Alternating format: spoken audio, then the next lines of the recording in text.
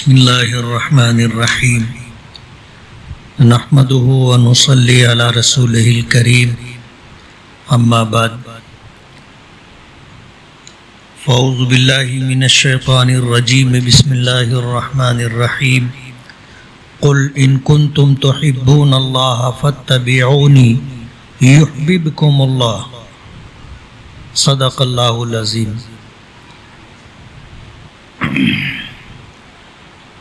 جمعیت علماء مالیگاؤں مدنی روڈ کے general secretary, آج کی ہماری اس مجلس کے صدر مفتی حامد ظفر ملی رحمانی صاحب دامت برکاتہم، مفتی سالک صاحب، دیگر ذمہ داران، حاضرین مجلس، میرے بزرگوں اور دوستوں، کسی نے کہا ہے کہ ذکر الحبیب حبیب، کہ محبوب کا تذکرہ بھی بہت محبوب ہوتا ہے۔ اس کائنات انسانی میں اگر کوئی شخصیت ہے جس سے واقعی محبت ہونی چاہیے اور سب سے زیادہ محبت ہونی چاہیے، وہ ہے ہمارے آقا جناب رسول اللہ صلی اللہ علیہ وسلم۔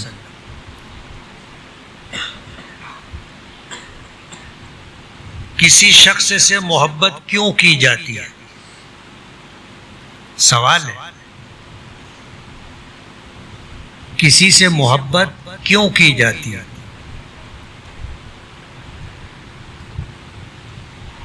علماء نے لکھا ہے، نفسیات کے ماہرین نے لکھا ہے کہ کسی کے حسن و جمال کو دیکھ کر کے اس سے محبت کی جاتی ہے۔ آپ کو پتہ ہوگا، آدمی ایک جھلک کسی کی دیکھ لیتا ہے تو اس کے گلی کے چکر لگانے لگ جاتا ہے۔ جس کو دیکھا اس کو اس نے حسین سمجھا، اس کو خوبصورت سمجھا، اسی وجہ سے اس کی نظر بھی اٹک گئی اور دل بھی وہاں اٹک گیا۔ یعنی حسن و جمال کی وجہ سے کوئی کسی سے محبت کرتا ہے۔ محبت کا دوسرا سبب کمال ہے۔ کسی شخص میں کسی بھی لائن سے کمال ہو تو لوگ اس سے محبت کرنے لگ جاتے ہیں۔ بہت اچھا گانا گاتا ہے تو بھی لوگوں کو محبت ہو جاتی ہے، بہت اچھی تقریر کرتا ہے تو بھی لوگوں کو اس سے محبت ہو جاتی ہے۔ کسی فن میں ماہر ہو، بہت اچھا لکھتا ہے تو لوگ اس کے اس کمال کی وجہ سے اس سے محبت کرنے لگتے ہیں۔ اللہ نے اس کو نوازا، لوگ اس کے شیدائی ہو جاتے ہیں۔ دنیا میں اس کی ہزاروں مثال ملے گی۔ کوئی بہت اچھا ناچتا ہو تو بھی لوگ اس کے چاہنے والے بن جاتے ہیں۔ تو حسن و جمال کی وجہ سے، کسی شخص کے کمال کی وجہ سے، اور محبت کرنے کا تیسرا سبب نوال ہے، کسی کے احسانات کی وجہ سے، اس کی عطا و بخشش کی وجہ سے لوگ اس سے محبت کرنے لگتے ہیں۔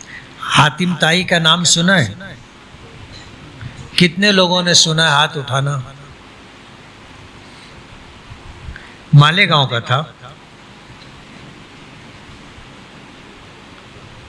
آپ کا کوئی رشتہ دار تھا؟ کبھی آپ نے اس کو دیکھا؟ وہ جہاں رہتا تھا کبھی آپ وہاں گئے؟ لیکن سچی بات بتانا کہ حاتم طائی کا نام سن کر کے دل میں کچھ ہوتا ہے؟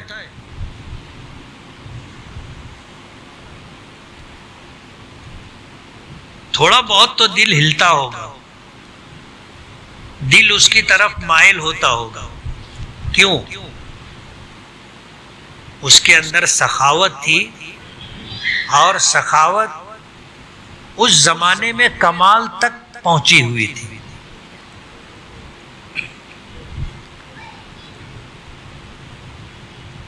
نبی کریم صلی اللہ علیہ وسلم کے زمانے کا شخص ہے، 1450 سال ہو رہے ہیں،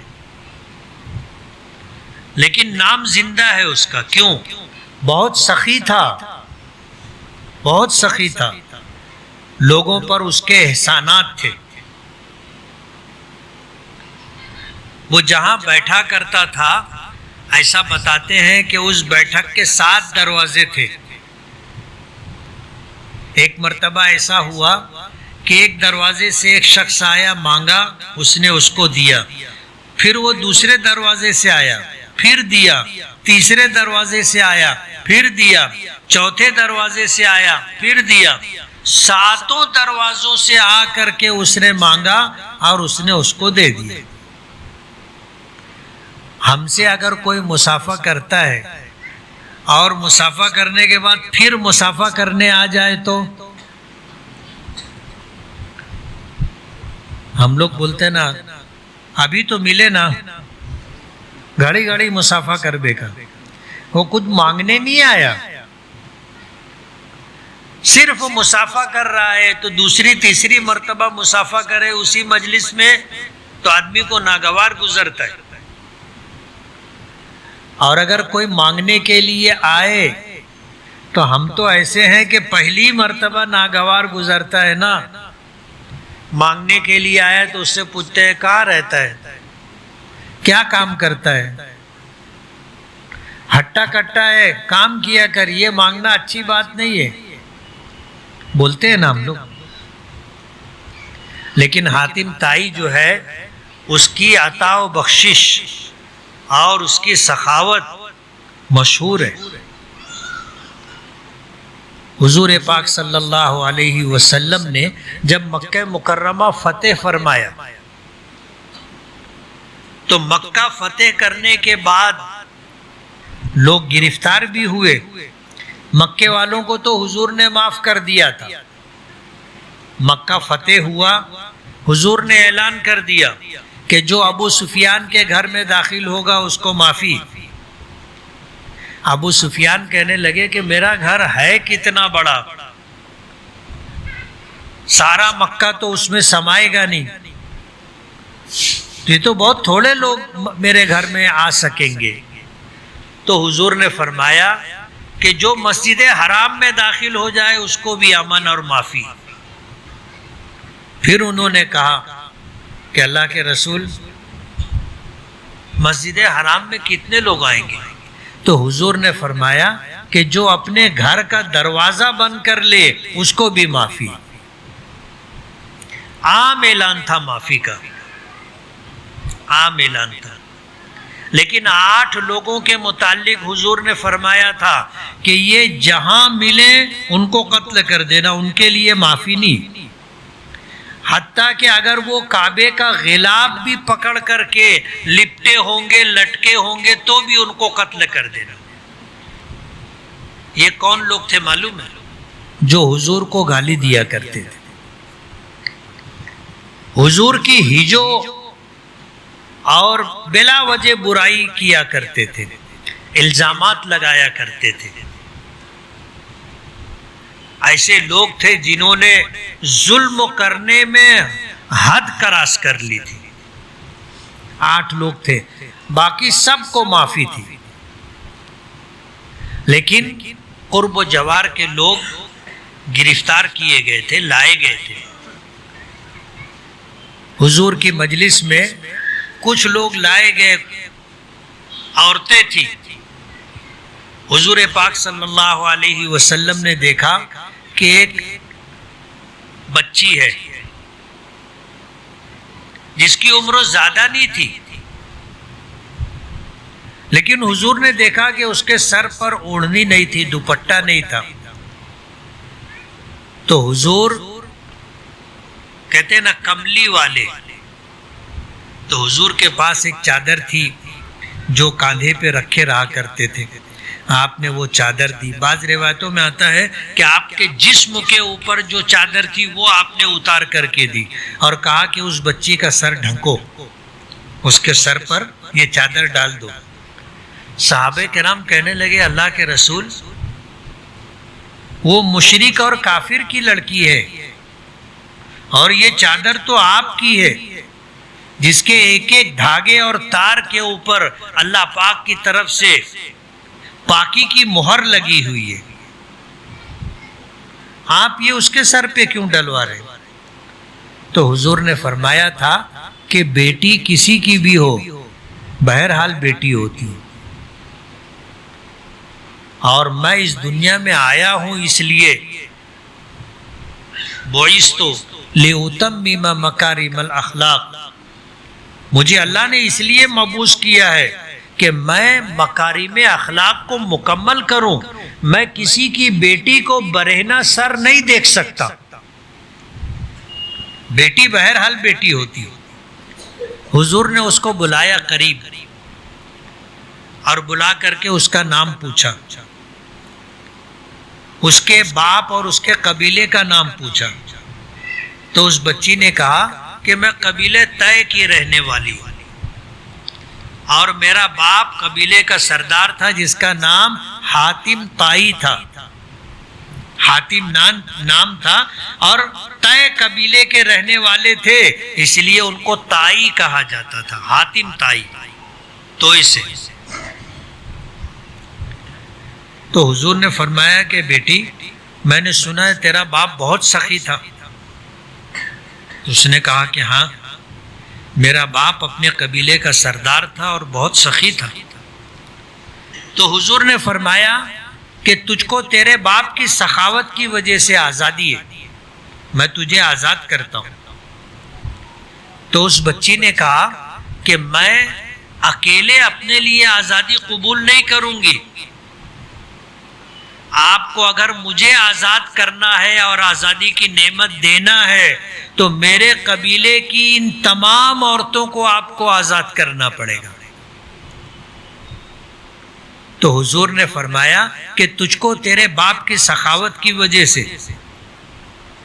اور تیرے قبیلے کی ان تمام عورتوں کو تیری انسانی ہمدردی کی وجہ سے آزاد کرتا ہوں. سب کو آزادی. تو کسی کی عطا و بخشش بھی اس سے محبت کا سبب بن جاتی ہے. حضور پاک صلی اللہ علیہ وسلم حسن و جمال کے اعلیٰ معیار پر تھے. مشہور یہ ہے کہ حضرت یوسف علیہ السلام بہت خوبصورت تھے، لیکن حضور پاک صلی اللہ علیہ وسلم فرماتے ہیں کہ اخی یوسف صبیح و انا ملیح، کہ میرا بھائی یوسف علیہ السلام اس کا رنگ گورا تھا اور اللہ نے مجھے ملاحت عطا کی. ایسا ہم نے پڑھا ہے اور سنا ہے کہ اللہ تعالیٰ نے اپنے محبوب کو الگ کر کے سارا حسن آدھا کر کے آدھا حضرت یوسف کو دے دیا تھا اور آدھا حسن و جمال اس دنیا میں تمام مخلوقات میں تقسیم کر دیا. تمام مخلوقات میں، صرف انسانوں میں نہیں.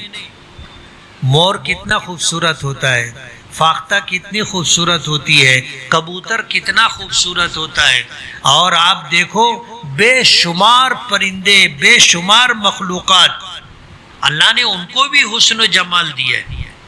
آدھا حسن و جمال حضرت یوسف کو دیا تھا اور آدھا حسن و جمال اس دنیا کی انسانوں سمیت تمام مخلوقات میں اللہ نے تقسیم کر دیا. تو وہ حسن جمال آپ کو ہر جگہ الگ الگ نظر آئے گا. کہیں پھول میں دکھائی دے گا، کہیں پھل میں دکھائی دے گا، کہیں کپڑے میں دکھائی دے گا، کہیں چپل میں دکھائی دے گا.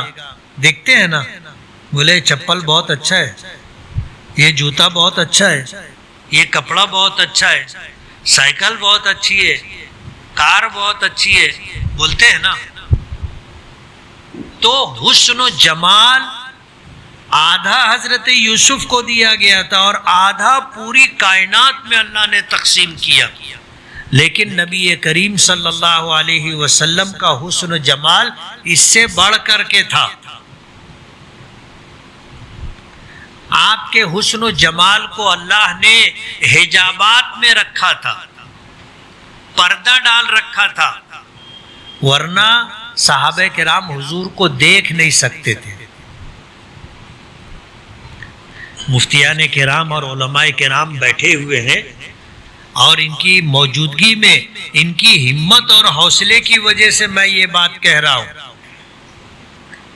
نبی کریم صلی اللہ علیہ وسلم کو ایسا حسن و جمال دیا گیا تھا کہ صحابہ کرام کہتے ہیں کہ ہم نے کبھی حضور کو نظر بھر کر کے نہیں دیکھا.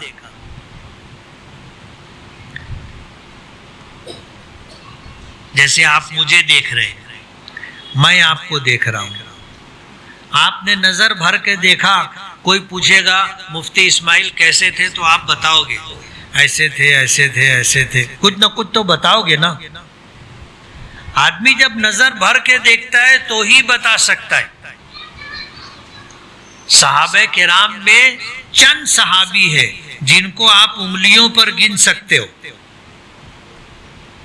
اتنے تھوڑے ہیں جو نبی کریم صلی اللہ علیہ وسلم کے شمائل کو بیان کرتے ہیں، حضور کیسے تھے. اور آپ کو دیکھنے والے 1,24,000 سے زیادہ صحابہ کرام تھے، جن میں خواتین بھی تھی جنہوں نے حضور کو دیکھا تھا. صحابی کس کو کہتے ہیں آپ کو معلوم ہے نا؟ جس نے ایمان کی حالت میں نبی کریم صلی اللہ علیہ وسلم کو دیکھا ہو، یا آپ کی مجلس میں بیٹھا ہو، یا آپ کی باتوں کو اپنے کانوں سے سنا ہو، وہ صحابی ہے. اور صحابہ کرام کی تعداد کتنی ہے؟ 1,24,000 سے زیادہ، جن میں حضور کی سیرت اور صورت کو بیان کرنے والے، خاص طور پر صورت کو بیان کرنے والے چند صحابہ کرام جو بتاتے ہیں کہ حضور کا منہ مبارک، آپ کے سر پر بال کیسے تھے، آپ کی پیشانی کیسی تھی، آپ کی بھویں کیسی تھی، آپ کی پلکیں کیسی تھی، آپ کی آنکھیں کیسی تھی، آپ کے رخسار کیسے تھے، آپ کے کان کیسے تھے، آپ کی گردن کیسی تھی، آپ کا سینہ کیسا تھا، آپ کے کاندھے کیسے تھے، آپ کے بازو کیسے تھے، آپ کا پیٹ کیسا تھا، آپ کے پیر کیسے تھے، آپ کے قدم مبارک کیسے تھے. یہ بتانے والے چند صحابہ کرام ہیں.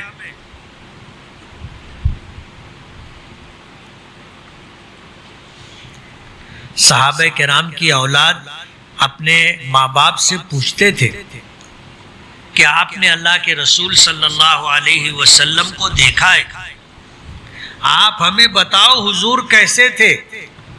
تو صحابہ کرام کہتے تھے قسم ہے اس خدائے پاک کی جس کے قبضے میں ہماری جان ہے، ہم نے زندگی میں کبھی اپنے آقا کو نظر بھر کر کے نہیں دیکھا.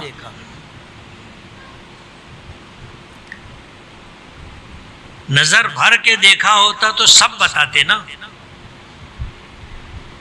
ہم کوئی چیز دیکھتے ہیں اور اچھی طرح دیکھ لیں تو ہم سے جو پوچھے گا ہم بتائیں گے. صحابہ کرام نہیں بتا پاتے تھے حضور کیسے تھے. احترام، عقیدت، ہیبت، محبت کی وجہ سے حضور کو نظر بھر کر کے نہیں دیکھا. حضور کو اللہ نے ایسی ہیبت عطا کی تھی، ایسی ہیبت عطا کی تھی. امام بخاری رحمۃ اللہ علیہ نے ایک روایت ذکر کی ہے کہ آپ کے پاس آنے والا کوئی شخص 1 مہینے کی مسافت پر ہوتا تھا، یعنی وہاں سے یہاں آنے کے لیے اس کو 1 مہینہ لگے گا. تب حضور کے پاس پہنچے گا. اتنی دور ہوتا تھا، اللہ تعالیٰ اپنے محبوب کی ہیبت اس کے دل میں ڈال دیتا تھا. 1 مہینے کی مسافت پر اللہ نے اپنے محبوب کو ایسی ہیبت عطا کی تھی، آپ کے حسن و جمال پر ہیبت کا، اور اللہ تعالیٰ نے ایسا پردہ ڈال کر کے رکھا تھا کہ لوگ آپ کے حسن و جمال کی تاب نہیں لا سکتے تھے اگر بغیر حجاب کے دیکھ لیتے تو. شمائل ترمذی میں روایت ہے، صحابہ کرام کہتے ایک مرتبہ آسمان کھلا ہوا تھا اور چاند 14ویں کا تھا اور حضور صحن میں بیٹھے ہوئے تھے. چاند پوری آب و تاب کے ساتھ روشن تھا. صحابہ کرام حضور کے پاس پہنچے تو وہ فرماتے ہیں کبھی ہم چاند کو دیکھتے تھے، کبھی حضور کے چہرے انور کو. ہم فیصلہ نہیں کر پا رہے تھے کہ چاند زیادہ خوبصورت ہے یا میرے آقا جناب رسول اللہ صلی اللہ علیہ وسلم کا چہرہ مبارک. اللہ نے ایسا حسن و جمال عطا کیا تھا، اور کمال تو ایسا تھا کہ دنیا میں اللہ نے کسی کو نہیں دیا نا، ایسا کمال عطا کیا تھا. سارے نبیوں کی نبوت و رسالت پر آپ کا آنا اس سلسلے ذری کو مکمل کرنے والا تھا. آپ خاتم النبیین ہیں، آخری نبی ہیں، تمام نبیوں کے سردار. ہم کہتے ہیں نا سید المرسلین، سید الانبیاء والمرسلین، تمام نبیوں کے اور تمام رسولوں کے سردار. اللہ نے ایسا کمال عطا کیا تھا کہ دنیا کا کوئی بھی شخص کسی بھی معاملے میں آپ سے آگے نہیں تھا، آپ سے آگے نہیں تھا. مکے میں بتاتے ہیں، سیرت کی کتابوں میں آتا ہے ایک پہلوان تھا اور اس کے متعلق یہ مشہور تھا کہ وہ 1000 لوگوں پر بھاری تھا اکیلا. اور آپ کو پتہ ہے پہلوانوں کی عقل کہاں ہوتی ہے؟ بولو نا، گھٹنے میں ہوتی ہے. اس نے نبی کریم صلی اللہ علیہ وسلم سے کہا مجھ کو کچھ سمجھتا نہیں ہے، بس اتنا معلوم ہے کہ میں کشتی میں پہلوانی میں 1 نمبر پر ہوں، 1000 آدمیوں کا اکیلے مقابلہ کرتا ہوں. مجھ سے کشتی لڑو، اگر تم نے مجھ کو گرا دیا، پٹک دیا تو میں ایمان لے آؤں گا. اب ظاہر بات ہے حضور پہلوان تھے، ایسا ہم نے کبھی سنا؟ کبھی سنا کیا؟ اچھا، اس پہلوان کے متعلق آتا ہے کہ وہ اتنا وزندار تھا کہ اونٹ کو ذبح کیا جاتا، اس کی کھال اتار کے زمین پر بچھا دی جاتی اور وہ اس پر کھڑا ہو جاتا، اور 50 آدمی کھال کو پکڑ کے کھینچتے تھے، تو جہاں وہ کھڑا رہتا تھا وہ کھال کا اتنا حصہ سرکتا نہیں تھا، کھال پھٹ جاتی تھی، اتنی کھال سرکتی نہیں تھی، اتنا وزندار تھا. اور اس نے کہا کہ اگر مجھ کو پٹک دیے تو میں ایمان لے آؤں گا. حضور پاک صلی اللہ علیہ وسلم نے ہاتھ ملا لیا. یعنی جب کسی کا چیلنج قبول ہوتا ہے اکھاڑے میں تو آپ نے دیکھا ہوگا کہ ایک پہلوان جو ہے اپنا داوا لے کے گھومتا رہتا ہے، کمنڈل لے کے، بالٹی لے کے، بھگونا لے کے، جس کو لڑنا رہتا ہے وہ جا کے ہاتھ ملا لیتا ہے اس سے. اس نے حضور کو کہا کہ اگر مجھ کو پٹک دیے تو میں ایمان لے آؤں گا. حضور نے ہاتھ ملا لیا. دنگل میں کشتی ہوئی، حضور نے اٹھا کے پٹک دیا. کیسے پٹکا؟ اٹھا کے پٹک دیا. پٹکنے کے 2 طریقے ہوتے ہیں. ایک یہ ہوتا ہے کہ آدمی داؤں لگاتا ہے اور پھر آدمی زمین سے اٹھا نہیں، گر گیا، چت ہو جاتا. اور ایک وہ ہوتا ہے کہ اس کو زمین سے اکھاڑ لیا جائے، اٹھا لیا جائے اور پھر اس کو پٹکا جائے۔ حضور نے اس کو اٹھا کے پٹک دیا۔ وہ حیران ہو گیا کہ ایسا کیسے ہو گیا، اس کو بھروسہ ہی نہیں آیا کہ میں چت ہو گیا۔ اس نے کہا کہ سمجھ میں نہیں آیا، تو حضور نے فرمایا کہ پھر سے لڑ لے، پھر سے لڑے۔ حضور نے پھر اس کو اٹھا کے پٹک دیا۔ پھر بھی وہ حیران تھا کہ یار ایسا کیسے ہو گیا، میں نامی گرامی پہلوان ہوں، آج تک کسی سے ہارا نہیں، اور پورے عرب میں میرا ڈنکا بجتا ہے، کیسے ہو گیا؟ اس نے کہا کہ پھر سے، تو حضور نے فرمایا پھر سے۔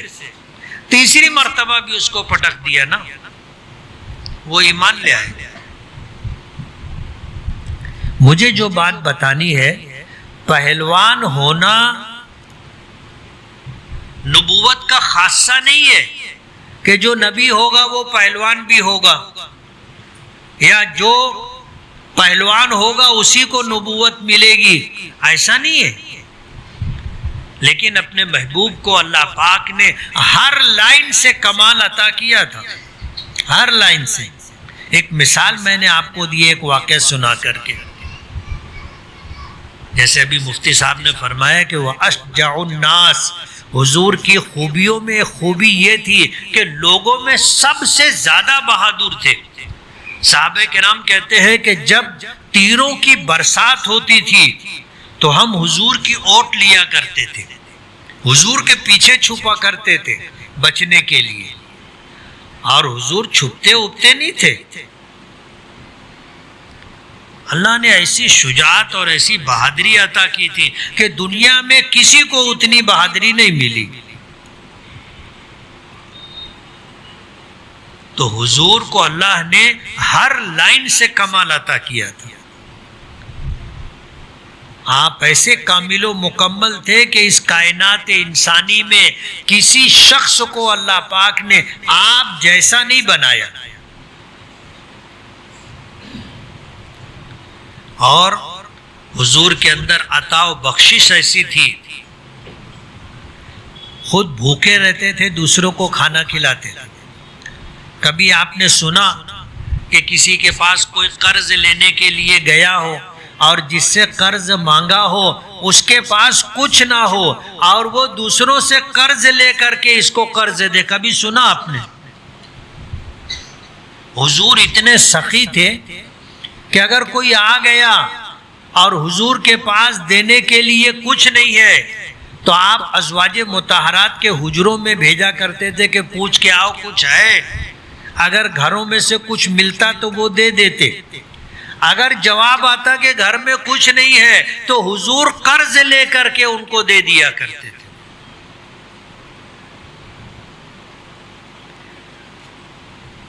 ایسی سخاوت، اور اس امت پر آپ کے بے پناہ احسانات ہیں، بے پناہ احسانات ہیں، ہم ان احسانات کو چکا نہیں سکتے۔ اتنے احسانات اللہ کے رسول صلی اللہ علیہ وسلم کے ہم پر ہے، اور آپ کے زمانے سے لے کر قیامت تک آنے والے انسانوں پر ہے۔ آپ آئے تو آپ کا آنا کوئی معمولی واقعہ نہیں تھا، آپ کا آنا تاریخ کے رخ کو موڑ دینا تھا، اور نبی کریم صلی اللہ علیہ وسلم کی آمد سے دنیا کو وہ سب کچھ ملا جو ان کے پاس نہیں تھا۔ بے شمار احسانات۔ اگر ہمیں حسن و جمال کی وجہ سے محبت ہو تو حضور سے سب سے زیادہ محبت ہونی چاہیے، اگر کمال کی وجہ سے محبت ہو تو حضور سے سب سے زیادہ محبت ہونی چاہیے، کسی کی عطا و بخشش اور احسانات کی وجہ سے اگر محبت ہو تو سب سے زیادہ حضور سے محبت ہونی چاہیے۔ سیرت کا یہ پروگرام جمعیت علماء کی طرف سے جو سلسلہ وار چل رہا ہے وہ اس لیے کہ ہم اپنے نبی کو جانیں، اپنے نبی کو پہچانے. ہمیں معلوم نہیں ہے نا ہمارے نبی کیا تھے، نہیں معلوم. اور میں پیچھے بھی برسوں سے یہ بات پوچھتا ہوں کہ ہم میں کتنے ایسے لوگ ہیں جنہوں نے سیرت کی کوئی کتاب از اول تا آخر یعنی مکمل پڑھی ہو. ہاتھ اٹھانا، دیکھ لو سب کی طرف، کسی کا ہاتھ اٹھا. ہم نے اپنے نبی کو جانا نہیں، پہچانا نہیں، اور کبھی ہم نے اپنے نبی پر لکھی گئی سیرت کی کوئی کتاب کو از اول تا آخر ہم نے پڑھا ہی نہیں. اب مجھے بتاؤ حضور سے ہم کو محبت کیسے ہوگی؟ دعویٰ تو ہم میں سے ہر آدمی کرتا نا کہ میں عاشق رسول ہوں. کوئی ہے ایسا جو یہ بولے کہ مجھ کو حضور سے محبت نہیں؟ اگر وہ بولے گا مجھ کو حضور سے محبت نہیں ہے تو مفتی صاحب فتویٰ دیں گے کہ یہ ایمان سے خارج ہے. برابر ہے مفتی صاحب؟ حضور نے فرمایا لا یؤمن احدکم حتی اکون احب الیہ من والدہ وولدہ والناس اجمعین. بخاری شریف کی روایت ہے. حضور نے فرمایا تم میں سے کوئی شخص اس وقت تک مومن کامل نہیں ہو سکتا. لفظی ترجمہ کرے کہ تم میں سے کوئی شخص اس وقت تک ایمان والا نہیں ہو سکتا جب تک کہ میں اس کے نزدیک اس کے والد سے، اس کی اولاد سے اور اس دنیا میں جتنے انسان ہیں ان سب سے زیادہ محبوب نہ ہو جاؤں. حضور نے فرمایا. اگر ہم میں سے کوئی آدمی یہ کہے کہ مجھ کو حضور سے محبت نہیں ہے تو ہم لوگ فتویٰ دیں گے یہ باہر ہے، یہ اپنا نہیں ہے. لیکن دعویٰ سب کو ہے کہ ہم کو حضور سے محبت ہے نا؟ منڈی سب کی ہل رہی ہے. تھوڑا گھر جانا تو بستر پر سونے سے پہلے بیٹھ کے سوچنا کہ ہم کو حضور سے محبت ہے. سوچیں گے نا؟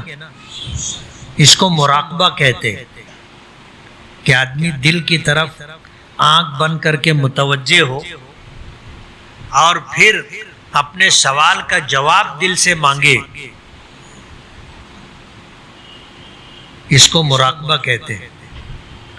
تو رات میں سونے سے پہلے اپنے دل سے پوچھنا کہ ہم کو حضور سے محبت ہے.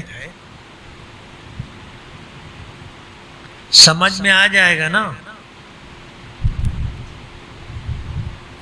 دعویٰ سب کو ہے لیکن سچائی اور حقیقت کچھ اور ہے. ہم نے حضور کو جانا ہی نہیں، پہچانا ہی نہیں. نہ حضور کا حسن و جمال معلوم ہے، نہ حضور کا کمال معلوم ہے، نہ حضور کا نوال عطا و بخشش معلوم ہے. ہم کو کیسے محبت ہوگی حضور سے؟ جس کو ہم نہیں جانتے اس سے ہم کو محبت ہوگی؟ جس کو ہم نے دیکھا نہیں، جس کے بارے میں ہماری معلومات نہیں ہے، ہم کو اس سے کیسے محبت ہوگی؟ تھوڑا سا گھر جانا، جب اکیلے ہو جاؤ تو پھر غور کرنا، دل کی طرف متوجہ ہو کر کے ذرا ٹٹول کر کے دیکھنا کہ حضور کی محبت دل میں ہے کہ نہیں.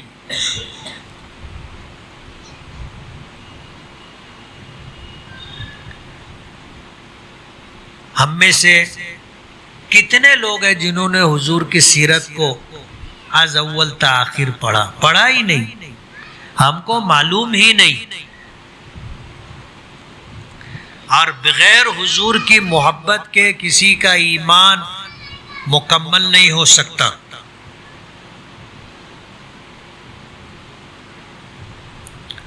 اگر ہمارے پاس حضور کی محبت ہے تو ایمان ہے، اور اگر حضور کی محبت نہیں ہے تو اپنے ایمان کی خیر منانا.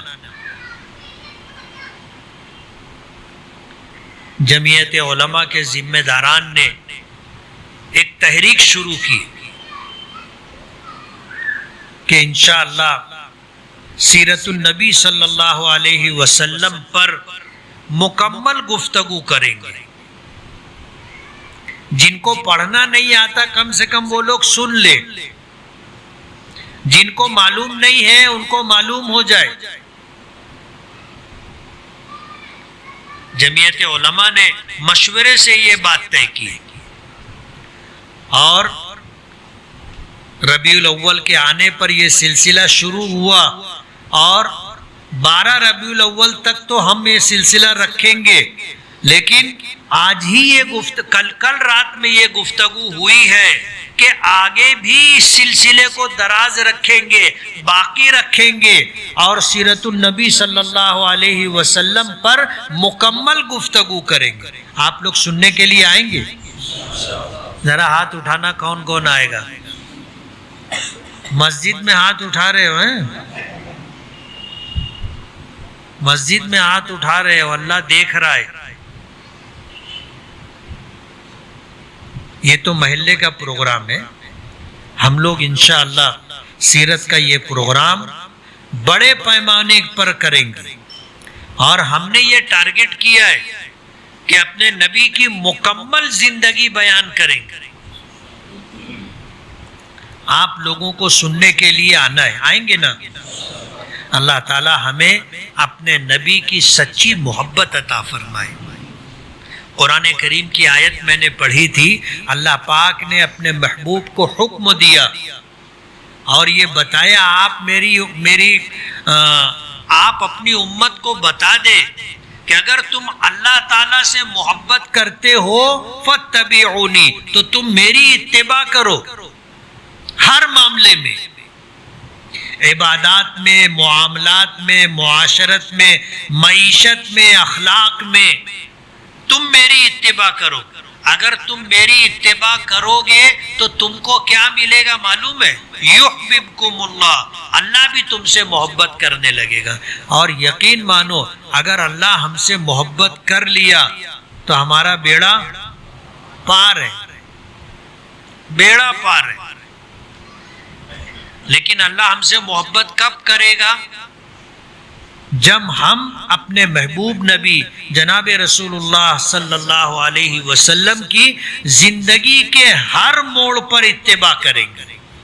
گھر میں بھی، گھر کے باہر بھی، کارخانے میں بھی، بازار میں بھی، دکان میں بھی، مسجد میں بھی، سفر میں بھی، حضر میں بھی، ہر جگہ اپنے محبوب نبی کی اتباع کریں گے تو اللہ ہم سے محبت کرنے لگے گا. پھر دنیا کی کوئی طاقت ہمارا بال بیکا نہیں کر سکے گا. اللہ کو اگر ہم سے محبت ہوگی تو کوئی ہمارا کچھ بگاڑ لے گا؟ کوئی کچھ نہیں بگاڑ سکے گا.